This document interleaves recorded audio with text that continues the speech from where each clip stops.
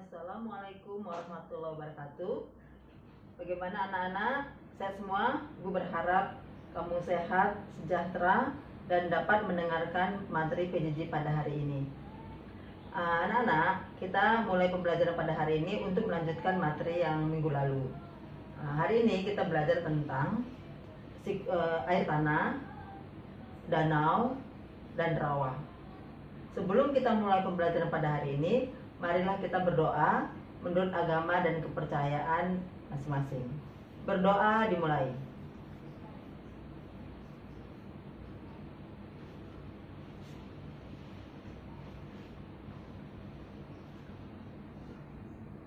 Amin amin rabbal alamin.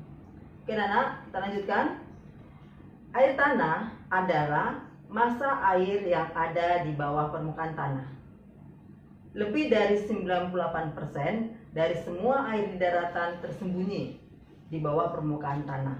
Sedangkan 2% terlihat sebagai air di sungai, danau, dan reservoir.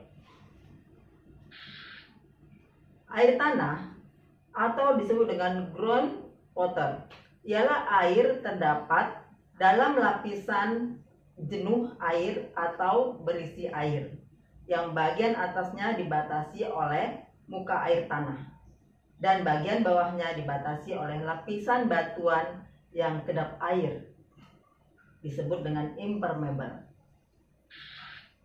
Air tanah dikelompokkan menjadi dua. Pertama, air tanah dangkal. Air tanah dangkal disebut juga dengan freatik. Adalah air tanah yang terjadi dari hujan yang meresap ke dalam tanah dan berkumpul di atas lapisan kedap air yang disebut dengan impermeable yang paling dekat dengan permukaan bumi. Kedalaman air tanah freatik pada setiap tempat berbeda-beda tingginya. Permukaan air tanah freatik dapat terlihat dengan jelas pada permukaan air sumur. Melalui pada musim hujan, permukaan air sumur akan naik, sedangkan pada musim kemarau, permukaannya akan turun kembali. Air tanah dalam. Air tanah dalam adalah air tanah yang terletak di antara dua lapisan batuan yang kedap air. Lapisan yang terletak di antara dua lapisan kedap air disebut dengan aquifer. Lapisan ini biasanya dalam mengandung banyak air. Bahkan apabila tekanan air di lapisan ini sangat besar, air yang keluar bisa memancar, disebut dengan air artesis. Jika memancarnya disebabkan oleh retaknya batuan secara alami, akan terbentuk mata air artesis. Tetapi jika memancarnya karena pengeboran atau penggalian sumur dalam, akan terbentuk sumur artesis.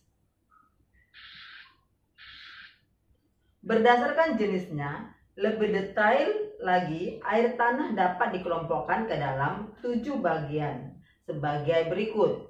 1. Meteoric water. Meteoric water adalah air tanah yang berasal dari air hujan dan terdapat pada lapisan tanah yang tak jenuh. Kedua, connaught water.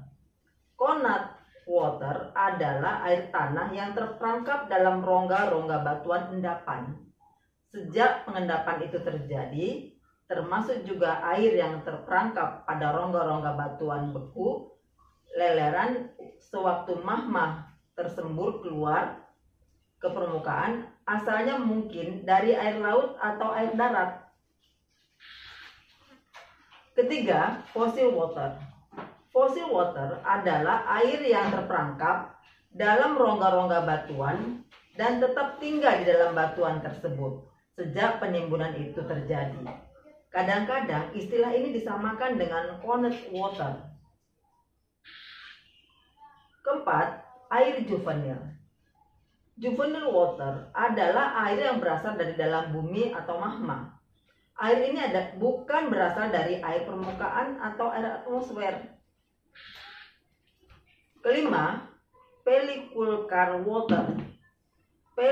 Pellicular water adalah air yang tersimpan dalam tanah karena tarikan molekul-molekul tanah.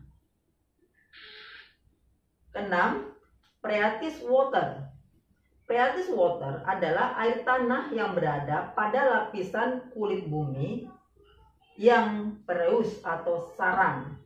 Lapisan air tersebut berada di atas lapisan yang tidak tembus air atau kedap, atau di antara dua lapisan yang tidak tembus air. Ketujuh, air artesis. Air artesis water adalah air yang berada di antara dua lapisan batuan yang kedap air atau tidak tembus tertekan. Oleh karena itu, air artesis dinamakan juga air tekanan atau pressure water. Apabila air tanah ini memperoleh jalan keluar, baik sengaja ataupun tidak, akan keluar dengan kekuatan besar ke permukaan bumi dan terjadilah sumber air artesis. Selanjutnya, jenis-jenis danau. Danau adalah tubuh air dalam jumlah besar menempati basin di wilayah daratan. Danau dapat terjadi dari berbagai berikut. Pertama, danau glasial. Danau glasial dapat terjadi sebagai akibat adanya erosi aktivitas gletser di lereng-lereng bukit atau pegunungan. Contoh dari danau glasial dapat kita temui pada Danau Stanley di Idaho, Amerika Serikat, Danau Michigan di Michigan, Amerika Serikat, dan Danau Huron di Kanada. Kedua, danau vulkanik. Danau vulkanik terbentuk akibat adanya aktivitas vulkanik. Kaldera yang terbentuk akibat letusan gunung berapi tergenang oleh air hujan. Danau seperti ini disebut juga danau krater. Beberapa danau vulkanik dapat ditemui di Indonesia, seperti Kawah Gunung Kelut, Kawah Gunung Tangkuban Perahu, dan Danau Maninjau di Sumatera Barat. Ketiga, danau tektonik. Danau tektonik terbentuk akibat gerakan lempeng tektonik. Gerakan lempeng tektonik ini dapat menyebabkan terjadinya patahan, sehingga terbentuk lembah atau sleng, kemudian terisi oleh air hujan dan membentuk suatu genangan yang disebut danau. Contoh danau jenis ini adalah Danau Singkara dan Danau Towuti. Keempat, danau tektovulkanik. Danau tektovulkanik terbentuk akibat adanya kegiatan tektonik dan vulkanik. Adanya kegiatan tektonik memacu kegiatan vulkanik sehingga terjadilah patahan dan gunung berapi. Bekas gunung berapi tersebut menjadi suatu basin yang kemudian terisi air hujan sehingga terbentuk danau. Contoh, danau vulkanik adalah Danau Toba. Danau tektovulkanik adalah Danau Toba.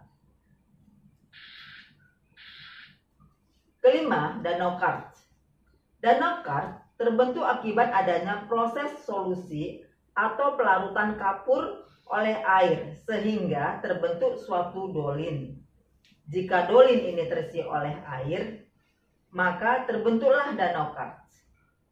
Proses solusi kapur juga akan menyebabkan terjadinya subsiden atau runtuhan sehingga terbentuk suatu basin. Jika terisi oleh air hujan akan terbentuk suatu genangan yang disebut dengan danau. Danau seperti ini dapat ditemui di daerah Gunung Kidul, Yogyakarta. Keenam, danau aliran. Danau aliran dapat dikategorikan menjadi tiga, yaitu danau oxbow, danau lateral, danau delta.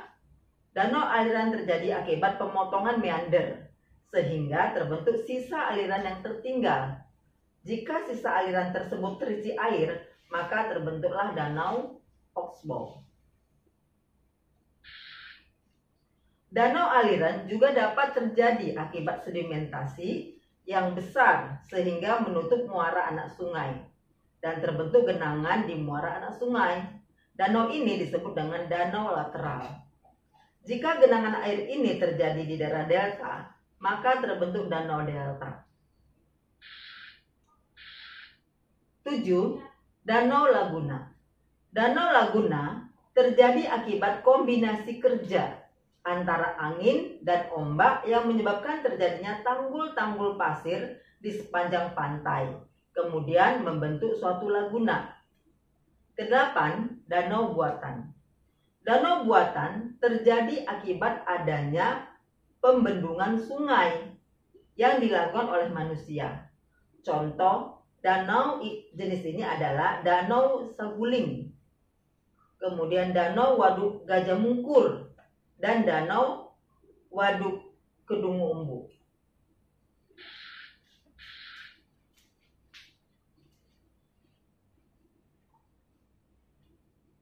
Selanjutnya adalah rawa. Rawa adalah lahan genangan air secara ilmiah yang terjadi terus-menerus atau musiman akibat drainase yang terhambat serta memiliki ciri-ciri khusus secara fisika, kimia, dan biologis. Tumbuhan yang tumbuh di rawa biasanya kayu ulin, rerumputan, eceng gondok, dan lain sebagainya. Wilayah rawa yang luas di Indonesia terdapat di Sumatera, Sulawesi, Kalimantan, dan Irian Jaya. Berdasarkan lokasi terjadinya, rawa dibagi menjadi 5, yaitu pertama, rawa pantai. Rawa pantai adalah rawa yang terdapat di daerah pinggir pantai. Jenis rawa ini selalu dipengaruhi oleh pasang surut air laut. Proses terjadinya rawa ini yaitu karena bagian-bagian rendah di pinggir laut selalu digenangi air laut. Tanaman yang terdapat tumbuh di rawa jenis ini adalah pohon bakau. Contoh, rawa-rawa pantai yang berada di Teluk Bone, Sulawesi Selatan. Kedua, rawa payau. Rawa payau adalah rawa yang terdapat di muara sungai dan dipengaruhi oleh pasang surut air laut. Rawa payau terjadi karena ada bagian rendah di sekitar muara sungai selalu tergenang akibat peluapan air sungai dan pasang surutnya air laut. Rawa ini banyak ditumbuhi rumputan dan pohon-pohon yang tahan air seperti kayu ulin, bakau, dan sebagainya. Rawa jenis ini banyak ditemukan di Kalimantan Selatan dan Kalimantan Tengah. Rawa jenis ini banyak dijadikan sebagai wilayah persawahan pasang surut oleh penduduk dan pemerintah. Ketiga, rawa sungai. Rawa sungai adalah rawa yang terjadi bagian sisi kiri dan kanan sungai terdapat daerah-daerah yang rendah, sehingga air sungai selalu menggenanginya. Rawa jenis ini banyak terdapat di pedalaman Kalimantan dan bagian timur Pulau Sumatera.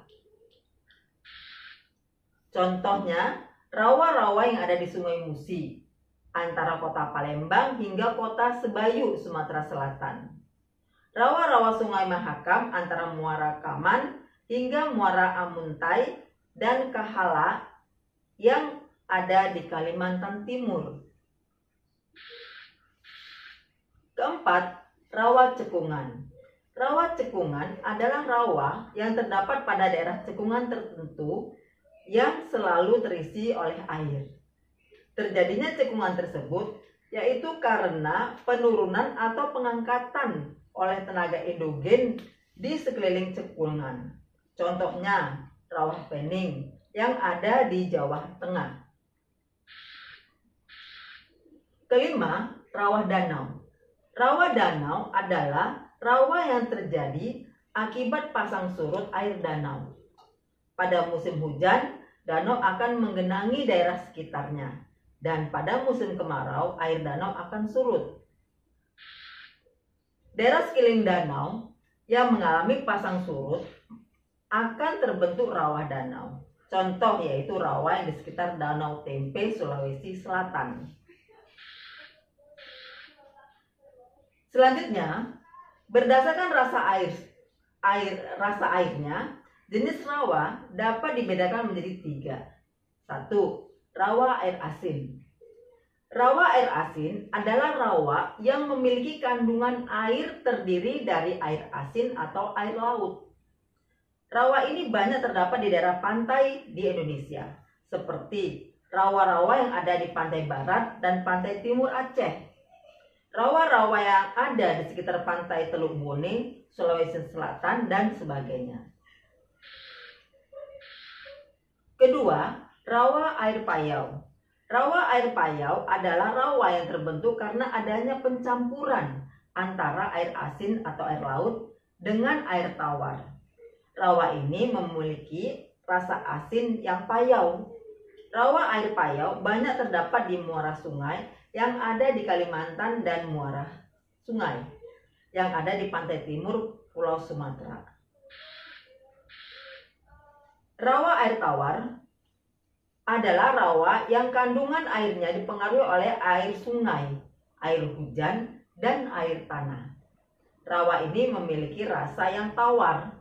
Rawa jenis ini banyak terdapat pada daerah pedalaman sungai yang ada di Kalimantan dan pedalaman sungai yang ada di pantai timur Pulau Sumatera, dan juga rawa-rawa yang ada di daerah cekungan dan rawa danau.